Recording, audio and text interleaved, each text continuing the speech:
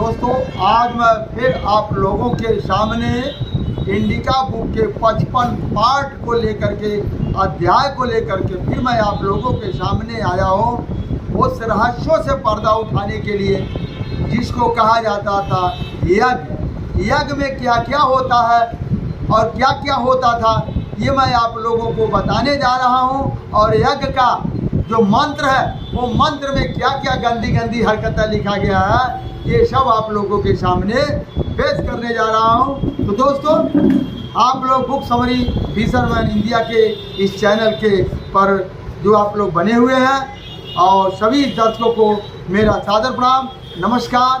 आज मैं बिना कुछ देर किए हुए अध्याय 55 को मैं शुरू करता हूँ।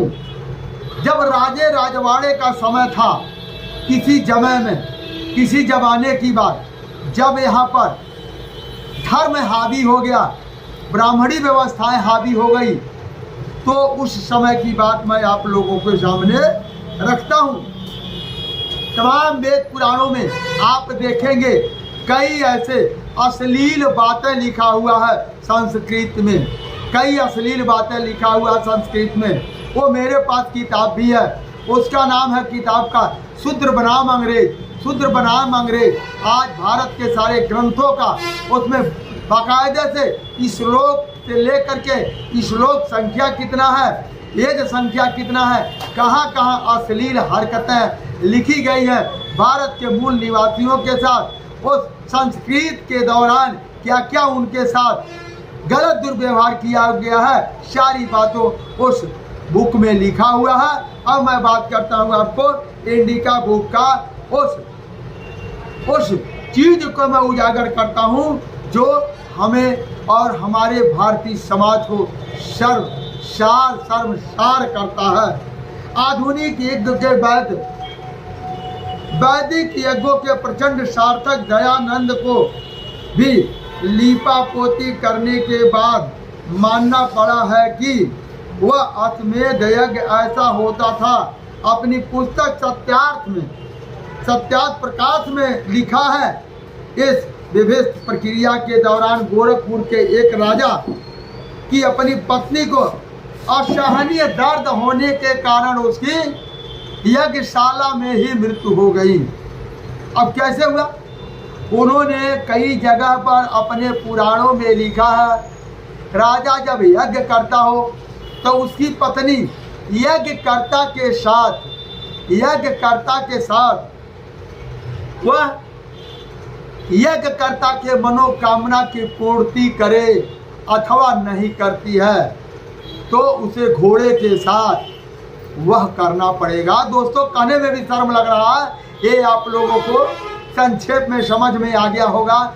ऐसा तमाम मंत्रों के उच्चारण में ऐसा करना था, ये किया हुआ है, जिसके दौरान गोरखपुर के एक राजा को यज्ञ के दौरान उनकी पत्नी को असहनीय यानी बहुत ज़्यादा दर्द होने के कारण उसका यज्ञशाला में ही मृत्यु हो गया। इतना होने के बाद, मृत्यु होने के बाद इतना कुछ हो जाने के बाद राजा उन पुरोहित को धन संपदा दान करता था। रामायण बालकांड के अनुसार दशरथ ने अश्वमेध यज्ञ करने के बाद सारी जमीन ब्राह्मण पुरोहित को दान कर दिया। ये देखिए कितनी शर्मनाक की बात है, ऐसा उन्होंने लिखा है। अब मैं आप लोगों को यज्ञ के उपरांत क्या होता था, यज्ञ करने के समय 16 यज्ञकर्ता को बुलाया जाता था। 16 यज्ञकर्ता को बुलाया जाता था यज्ञ की रस्म को पूरी करने के लिए। और वो रस्म क्यों पूरी करने के लिए बुलाया जाता था? वहाँ पर पशु बलि होता था, पशु बलि दिया जाता था उस यज्ञ में। 16 इसलिए होता था, कोई बांधता था, कोई उसको काटता था, यानी उसको चारों तरफ से कब्जा करके उस पशु बलि को देने के लिए 16 यज्ञकर्ता को बुलाया जाता था, पुरोहित को बुलाया जाता था। हर पुरोहित का अलग अलग काम होता था। कोई पशु का पैर बांधता था, कोई पशु का गर्दन काटता था, कोई पशु के चमड़े को छीलता था। ऐसे करके सभी पुरोहितों का अलग अलग कार्य होता था। ये मैं नहीं कह रहा हूँ दोस्तों, ये इंडिका बुक के लेखों के अनुसार मैं आप लोगों को बता रहा हूँ। जो आज के पुरोहित लोग हैं, पहले के पुरोहित लोग यही कार्य करते थे। विधि के अनुसार वेद मंत्रों को बोल करके सब काम कर पाना पुरोहित को, एक पुरोहित के बस की बात नहीं थी। इसलिए 16 पुरोहित को किया जाता था। जैसे दयानंद 20वीं सदी में भी आर्य समाज के वेदों में उन्होंने लिखा है कि हर स्त्री को 10 पुत्र पैदा करना चाहिए। हर स्त्री को 10 पुत्र पैदा करना चाहिए। जिसका पति उसमें सक्षम नहीं है, उसे दूसरे पति के साथ नियोग करके पुत्र पैदा करना चाहिए। ऐसा अगर वो नहीं करती है तो वह पवित्र नहीं है, उसको अपवित्र माना जाएगा। वामदेव यज्ञ तो मात्र इसी काम के लिए किया जाता है। वहाँ आने वाली हर औरत, स्त्री, पुरुष वह पुत्र प्राप्ति के लिए आती है। 20वीं सदी के कुछ समय तब पहले तक गांव घूम करके प्रचार के नियोग से पुत्र पैदा करने वाली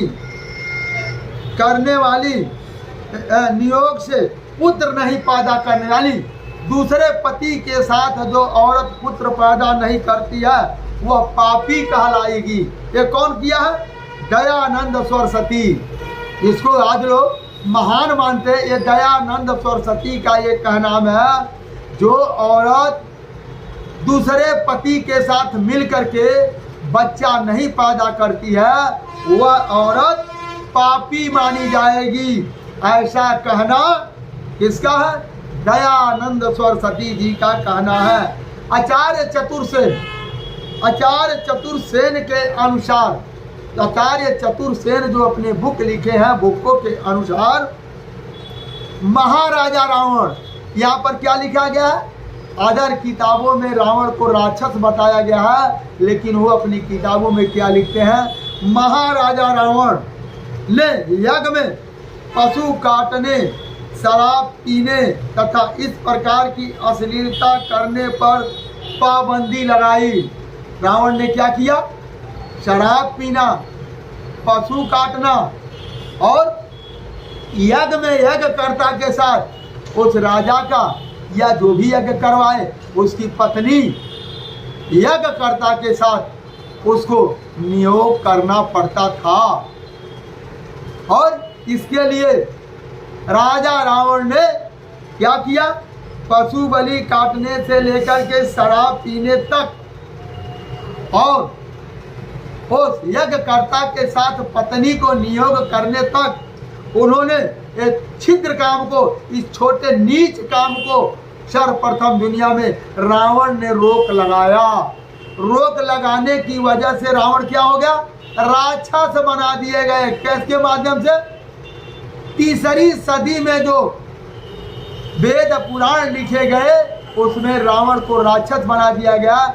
ऐसे महान इंसान को जिन्होंने भारतवर्ष के अंदर पशु बलि करना, यज्ञ करना, यज्ञ में पशु बलि करना, शराब पीना और जिसके घर यज्ञ करना उसके घर की औरतों के साथ नियोग करना, यानी उसके साथ संभोग करना, सभी लोगों का ये रावण ने शक्ति से इसे रोक लगाया। इस छिद्र वाली यज्ञ को उन्होंने रोक लगाया। नौका में बैठने वाला डूबता है, वैसे ही छिद्र वाले यज्ञ करने का समान डूब जाता है। कौन कहा? रावण ने कहा। इस नैतिक कर्मकांड को रोकने का सबसे बड़ा कारागार साधन था कि बड़े बड़े यज्ञ बंद किए गए। इसलिए उन्होंने 16 ऋषियों को स्थान पर एक ऋषि को लाया जिसमें के सामने संकल्प करना पड़ता था। कि हम बुरे कार्य नहीं करेंगे। ये रावण का फरमान हुआ। एक आदमी अपने को यज्ञ करेगा और इस चीज़ को कहेगा कि मैं पति बलि नहीं दूंगा, शराब नहीं पीने दूंगा पीऊंगा, और ना ही मैं किसी औरत के साथ नियोग करूंगा। ये ऐसा रावण ने एक प्रचलन को लागू किया, ऐसा रावण ने प्रचलन को लागू किया। और आज हम घर हवन करते हैं, उन्हीं के विचारों को हम सफलतापूर्वक करते हैं। आइए अब हम बात करते हैं। अब अहम सवाल पैदा होता कि सम्राट चंद्रगुप्त ने अर्थशास्त्र का अनुसरण यज्ञ किया तो उन्हें खड़े हो करके किसी भी यज्ञकर्ता को उन्होंने प्रणाम नहीं किया, किसी भी यज्ञकर्ता को उन्होंने प्रणाम नहीं किया। उनके दरबार में शैलकुश के राजदूत मैगस्थीन, दिमाकस तथा पत्रोक्लिस लंबे समय तक रहे। उन्होंने राजा के नित्य के कामों से लेकर आम जनता के कार्यकल्पों का उन्होंने लिखा। राजा यज्ञ करने का यज्ञशाला में जाकर खड़े होकर यज्ञकर्ता पुरोहित को नमस्ते करना या किसी ब्राह्मण संस्थान में जाने का कहीं उल्लेख नहीं किया है।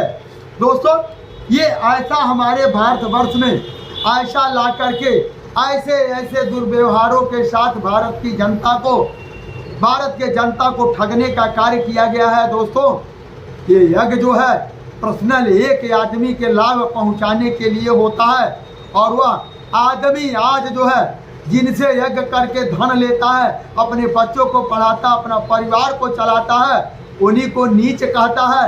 दान देने वाला, आप लोग सोचिए, उच्च होता है कि दान लेने वाला उच्च होता है।